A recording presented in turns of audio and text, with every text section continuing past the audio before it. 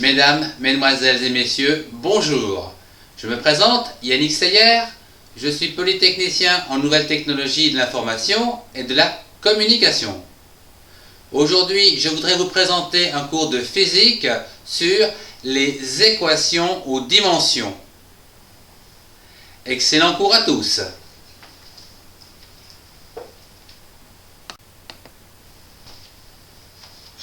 Il est important de bien noter que les équations aux dimensions sont variables suivant les grandeurs choisies comme fondamentales. Je vous propose de voir deux systèmes classiques, à savoir le système dit MKSA et un deuxième système qui s'appelle CGS.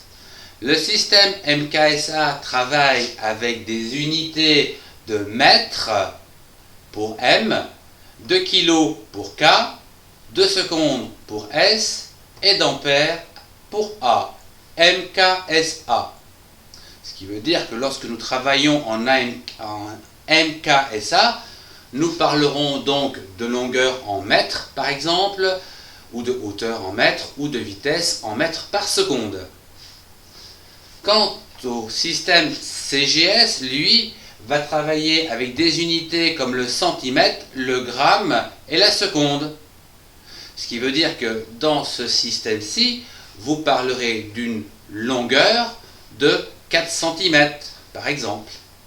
Voilà donc deux systèmes très utiles qu'on utilise fréquemment en physique.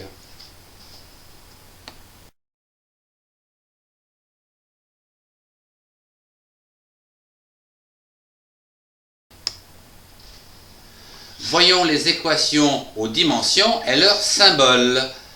Il est commode pour une grandeur physique x d'introduire sa dimension qui sera notée x entre crochets est égal à cette dimension.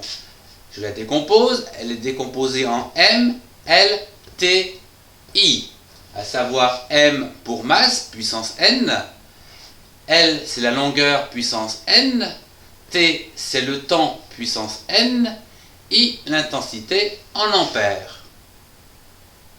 Ce qui vous fait, dans un système MKSA, la masse en kilogrammes, la longueur en mètres, le temps en secondes et l'intensité en ampères.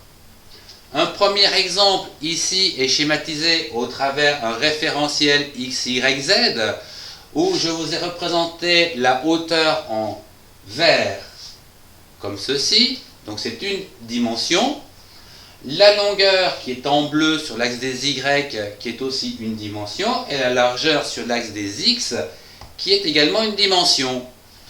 Donc l'équation aux dimensions d'une dimension, c'est-à-dire d'une longueur, d'une hauteur ou d'une largeur, peut être représentée par L, c'est-à-dire la longueur puissance 1. En effet, il n'y a pas de carré, ce n'est pas des surfaces ni des volumes, donc c'est bien puissance 1. Quant aux unités, je vous rappelle que la longueur en MKSA, elle s'exprime en mètres, et dans le système CGS, elle va s'exprimer en centimètres. Voyons deux nouveaux exemples d'équations aux dimensions. L'exemple 2 va vous projeter dans la surface, dans une surface. À savoir, ici, dans ce référentiel, je vous ai dessiné dans l'axe des Z une hauteur et dans l'axe des Y une longueur. La surface est égale donc à la hauteur par la longueur. Nous aurions pu dire également que c'est égal à 2 longueurs, pour un carré, par exemple. L'équation aux dimensions va donc être écrite sous cette forme, donc entre crochets S pour surface est égal à une longueur au carré. Cette longueur au carré donc correspond à une surface, elle va donc s'exprimer dans les unités de mètres au carré en MKSA et centimètres carrés en CGS. Dans l'exemple numéro 3, nous allons parler du volume. Je vous ai donc représenté ici dans ce référentiel donc en 3 dimensions, l'axe des Z, l'axe des Y et l'axe des X. et nous avons projeté donc cette surface sur l'axe des x d'une distance dx. Ce qui va donc nous permettre d'avoir un volume. Notre volume ici sera bien égal à une surface qu'on a calculée ici, qui est orange, multipliée par une largeur, ou par un dx, pour avoir un volume. Nous allons donc avoir un volume égal à 3 longueurs, puisque nous avons vu que la surface était égale à 2 longueurs. L'équation aux dimensions donc, du volume va donc s'écrire est égale à L3. C'est-à-dire que dans le système MKSA, nous allons donc trouver des mètres cubes et dans le système CGS, des centimètres cubes.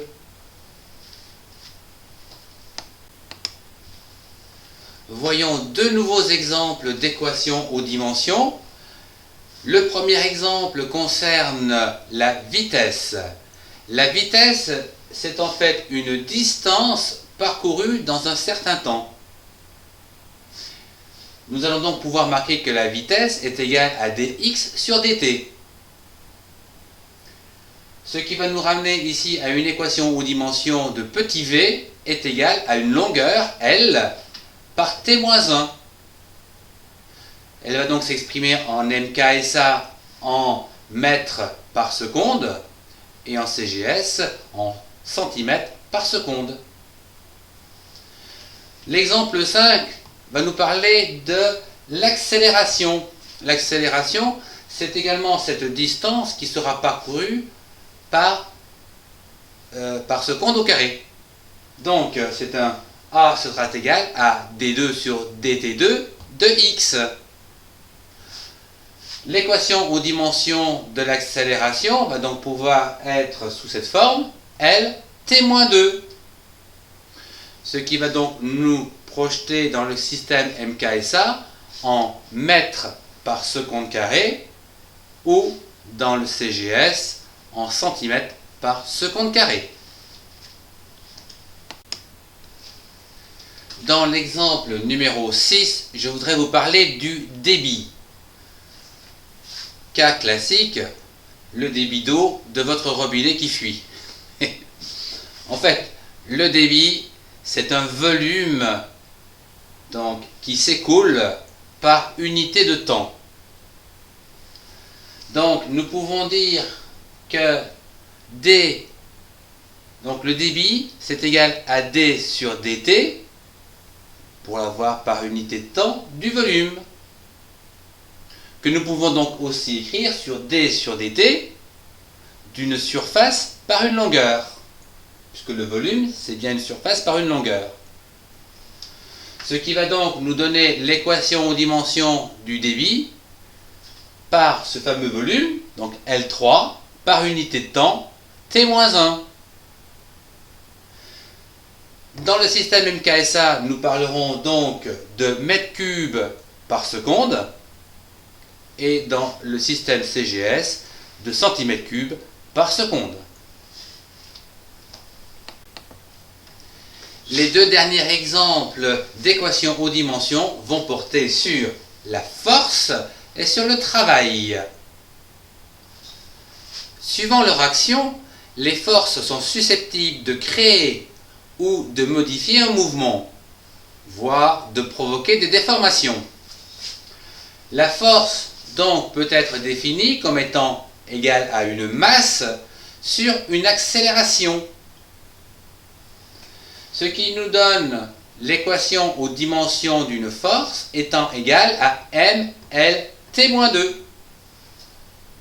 C'est-à-dire une masse, une longueur, divisé par des secondes au carré. Au niveau du MKSA, nous allons donc avoir des kilos par mètre par S-2, des secondes moins 2. Au niveau de l'exemple 8, je voudrais vous parler à présent du travail. Le travail, c'est cette force qui va donc être exercée sur une distance. Le travail s'appelle W, donc qui est égal à une force que nous venons de voir à l'instant, qui est multiplié par une certaine distance, dx. L'équation aux dimensions donc de ce travail va donc être égale à la masse m par une surface, c'est-à-dire L au carré, divisé par un temps au carré, m L2 T-2, ce qui va nous donner au niveau du système MKSA des kilos par mètre carré divisé par des secondes carrées. Ce qui nous donne aussi en CGS, donc des centimètres carrés par, non, des grammes par centimètre carré par, divisé par des secondes carrées. Voilà un petit peu.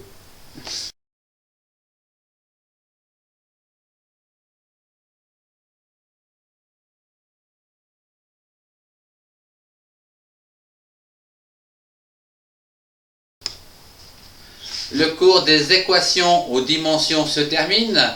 Je vous remercie de votre attention. Au revoir et à bientôt pour un prochain cours.